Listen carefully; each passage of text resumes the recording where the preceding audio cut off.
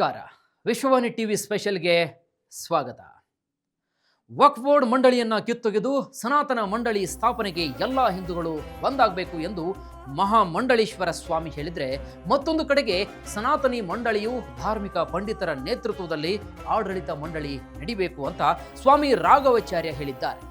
ಮತ್ತೊಂದು ಕಡೆಗೆ ಬಾಲಿವುಡ್ ನಟ ಸುನಿಲ್ ಶೆಟ್ಟಿ ಅವರು ಹಿಂದೂ ರಾಷ್ಟ್ರದಲ್ಲಿ ಸನಾತನಿ ಮಂಡಳಿ ಅವಶ್ಯಕವಾಗಿದೆ ಅಂತ ಹೇಳಿದ್ರೆ, ಪರಿಸ್ಥಿತಿ ಹೀಗೆ ಇರಬೇಕಾದ್ರೆ RSS ಮತ್ತು ವಿಶ್ವ ಹಿಂದೂ ಪರಿಷತ್ ಮಾತ್ರ ಅಪಸ್ವರವನ್ನ ಎತ್ತಿವೆ.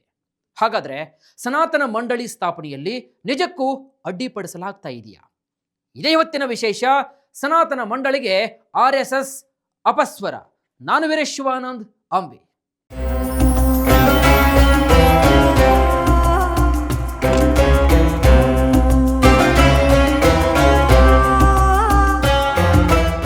ಮಹಾಕುಂಭದಲ್ಲಿ ಹಿಂದೂ ಮುಖಂಡರು ಸನಾತನ ಮಂಡಳಿಗೆ ಕರೆ ನೀಡಿದ್ದಾರೆ.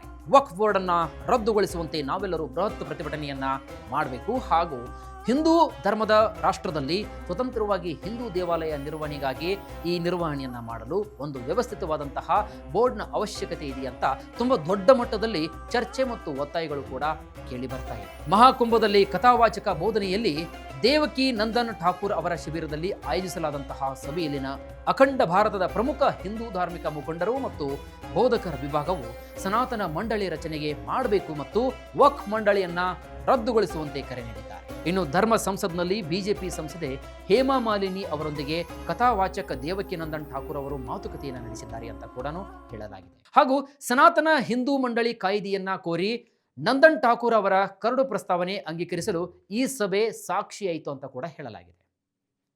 ಸಭೆಯ ಸಂಘಟಕರು ಧರ್ಮ ಸಂಸದ್ ಎಂದು ಕರೆದ ಸಭೆಯಲ್ಲಿ ಇತರ ಕೆಲವು ಪ್ರಮುಖ ಬೇಡಿಕೆಗಳೆಂದರೆ, ಮಥುರಾದಲ್ಲಿ ಭಗವಾನ್ ಕೃಷ್ಣನ ಭವ್ಯವಾದಂತಹ ದೇವಾಲಯವನ್ನ ನಿರ್ಮಿಸಬೇಕು, ವೈದಿಕ ಆಡಳಿತದ ಪ್ರಕಾರ ಎಲ್ಲಾ ದೇವಾಲಯಗಳಲ್ಲಿ ಪೂಜೆ ಮತ್ತು ಪ್ರಸಾದದ ವ್ಯವಸ್ಥೆಯನ್ನು ಅಭಿವೃದ್ಧಿಪಡಿಸುವುದು, ದೇವಾಲಯಗಳನ್ನು ಸರ್ಕಾರದ ನಿಯಂತ್ರಣದಿಂದ ಮುಕ್ತಗೊಳಿಸುವುದು ಮತ್ತು ಹಿಂದೂ ದೇವಾಲಯಗಳನ್ನು ಧಾರ್ಮಿಕ ಮುಖಂಡರಿಂದ ನಡೆಸಲು ಅವಕಾಶವನ್ನ ಕಲ್ಪಿಸಿಕೊಡುವುದು, ಪ್ರತಿ ದೇವಸ್ಥಾನಗಳಲ್ಲಿ ಗೋಶಾಲೆ ಮತ್ತು ಸಾರ್ವಜನಿಕ ಆಸ್ಪತ್ರೆ ಹಾಗೂ ಹಿಂದಿನ ನಮ್ಮ ಗುರುಕುಲ ಪದ್ಧತಿಯನ್ನ ಸ್ಥಾಪಿಸುವುದು, ಜೊತೆಗೆ ಮತಾಂತರವನ್ನ ತಡೆಯಲು ಪೂರ್ಣ ಪ್ರಮಾಣದ ಆರ್ಥಿಕ ನೆರವನ್ನ ನೀಡುವುದು. ಇವನ್ನೆಲ್ಲ ಮಾಡದೇ ಬೇಕಾದ್ರೆ ಹಿಂದೂ ರಾಷ್ಟ್ರ ಭಾರತದಲ್ಲಿ ಸನಾತನ ಮಂಡಳಿಯನ್ನ ಸ್ಥಾಪಿಸಬೇಕಾಗುತ್ತೆ.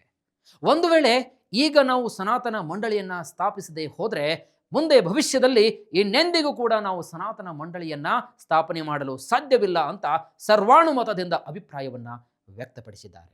ಇನ್ನು ಸನಾತನ ಮಂಡಳಿ ಸ್ಥಾಪನೆಗೆ ಎಲ್ಲಾ ಹಿಂದೂಗಳು ಒಂದಾಗಬೇಕು ಎಂದು ಮಹಾಮಂಡಳೇಶ್ವರ ಸ್ವಾಮಿ ಅಶುತೋಷಾನಂದ ಅವರು ಹೇಳಿದ್ದಾರೆ.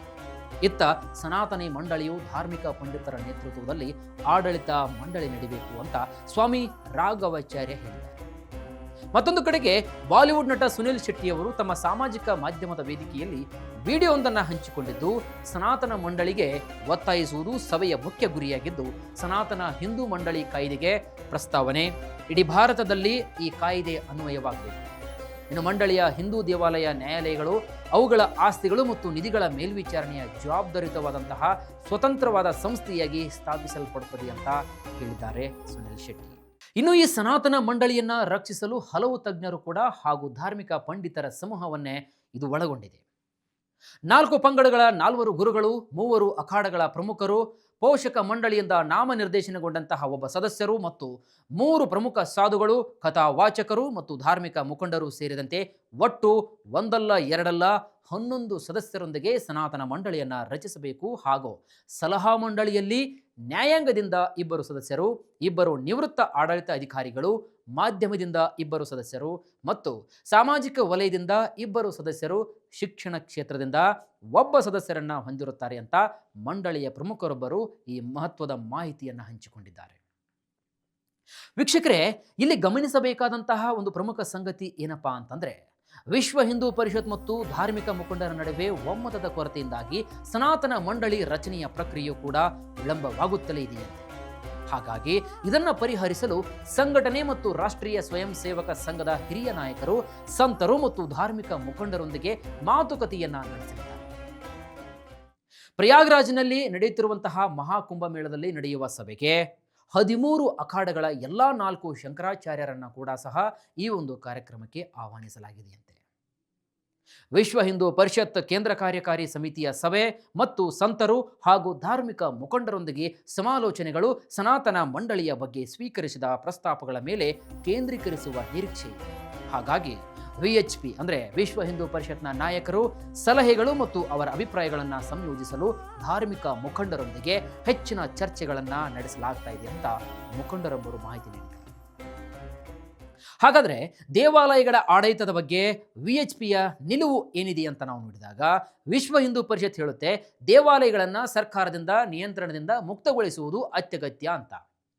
ವಿಎಚ್ಪಿ ಈಗ ಸಮರ್ಥಿಸಿಕೊಂಡಿದ್ದು, ಜೊತೆಗೆ ಇದು ಕೇಂದ್ರೀಕೃತ ಮಂಡಳಿಯ ಮೂಲಕ ದೇವಾಲಯಗಳನ್ನು ನಿರ್ವಹಿಸಬಾರದು, ಬದಲಿಗೆ ದೇವಾಲಯಗಳು ತಮ್ಮ ಟ್ರಸ್ಟ್ಗಳ ಅಡಿಯಲ್ಲಿ ಕಾರ್ಯವನ್ನು ನಿರ್ವಹಿಸಬೇಕು.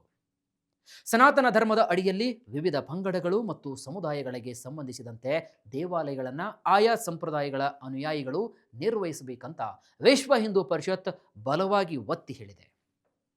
ಇನ್ನು ಈ ಕುರಿತು ಮಾತನಾಡಿದಂತಹ ವಿಶ್ವ ಹಿಂದೂ ಪರಿಷತ್ನ ಅಧ್ಯಕ್ಷ ಅಲೋಕ್ ಕುಮಾರ್ ಅವರು, ದೇವಾಲಯದ ಟ್ರಸ್ಟ್ಗಳಲ್ಲಿ ಮಹಿಳೆಯರ ಪ್ರಾತಿನಿಧ್ಯ, ದೇವಸ್ಥಾನದ ಟ್ರಸ್ಟ್ ಬೋರ್ಡ್ಗಳಲ್ಲಿ ಪ್ರತಿಯೊಂದಲ್ಲಿ ದಲಿತ ಪ್ರತಿನಿಧಿಗಳ ಸೇರ್ಪಡೆ, ದೇವಾಲಯದ ಹಣಕಾಸು ನಿರ್ವಹಣೆಗೆ ಪಾರದರ್ಶಕ ವ್ಯವಸ್ಥೆಯನ್ನು ಸ್ಥಾಪಿಸುವುದು, ಸನಾತನ ಮಂಡಳಿಯಲ್ಲಿ ವಿಶ್ವ ಹಿಂದೂ ಪರಿಷತ್ ಮುಖ್ಯಸ್ಥರ ಅಭಿಪ್ರಾಯ ಹಾಗೂ ಸನಾತನ ಮಂಡಳಿಯಲ್ಲಿ ಯಾವುದೇ ರೀತಿಯಾದಂತಹ ನಿರ್ಧಾರವನ್ನು ತೆಗೆದುಕೊಳ್ಳುವ ಮುನ್ನ ಧಾರ್ಮಿಕ ಮುಖಂಡರೊಂದಿಗೆ ಸುದೀರ್ಘವಾದಂತಹ ಮಾತುಕತೆಯನ್ನು ನಡೆಸಿದರೆ ಒಳ್ಳೆಯದು. ಇದು ವಿಶ್ವ ಹಿಂದೂ ಪರಿಷತ್ ಮತ್ತು RSSನ ಬಲವಾದ ನಿಲುವು ಕೂಡ ಇದೇ ಆಗಿದೆ ಅಂತ ವಿಎಚ್ಪಿ ಅಧ್ಯಕ್ಷ ಅಲೋಕ್ ಕುಮಾರ್ ಮಾತನಾಡಿದ್ದಾರೆ. ವೀಕ್ಷಕರೇ, ಒಟ್ನಲ್ಲಿ ಹಿಂದೂ ರಾಷ್ಟ್ರದಲ್ಲಿ ವಕ್ಫ್ ಬೋರ್ಡನ್ನು ಕಿತ್ತೆಸೆದು ಅಖಂಡ ದೇಶದುದ್ದಕ್ಕೂ ಒಂದು ಸನಾತನ ಮಂಡಳಿ ನಿರ್ಮಾಣ ಮಾಡಲೇಬೇಕು ಎಂಬ ಕೂಗು ಇದೀಗ ಕೇಳಿ ಬರ್ತಾ ಇದೆ. ಮತ್ತೊಂದು ಕಡೆಗೆ RSS ಮತ್ತು ವಿಶ್ವ ಹಿಂದೂ ಪರಿಷತ್ನ ಮುಖಂಡರು ಭಿನ್ನ ರಾಗವನ್ನು ಎತ್ತಿದ್ದು, ಮುಂದಿನ ದಿನಗಳಲ್ಲಿ ದೇಶಕ್ಕೆ ಒಂದು ವ್ಯವಸ್ಥಿತವಾದಂತಹ ಸನಾತನ ಮಂಡಳಿ ರಚಿಸುವಲ್ಲಿ RSS ಮತ್ತು ವಿಶ್ವ ಹಿಂದೂ ಪರಿಷತ್ ತಮ್ಮ ಅಪಸ್ವರವನ್ನು ಬಿಟ್ಟು ಮುಂದೆ ಕೈ ಜೋಡಿಸ್ತಾರಾ ಎಂಬುದನ್ನು ಕಾದಷ್ಟೇ ನೋಡಬೇಕಾಗುತ್ತೆ. ಇದಾಗಿತ್ತು ಇವತ್ತಿನ ವಿಶೇಷ. ಮತ್ತಷ್ಟು ಇಂತಹ ವೈವಿಧ್ಯಮಯ ಸುದ್ದಿಗಳಿಗಾಗಿ ನೋಡ್ತಾ ಇರಿ ವಿಶ್ವವಾಣಿ ಟಿವಿ ಸ್ಪೆಷಲ್.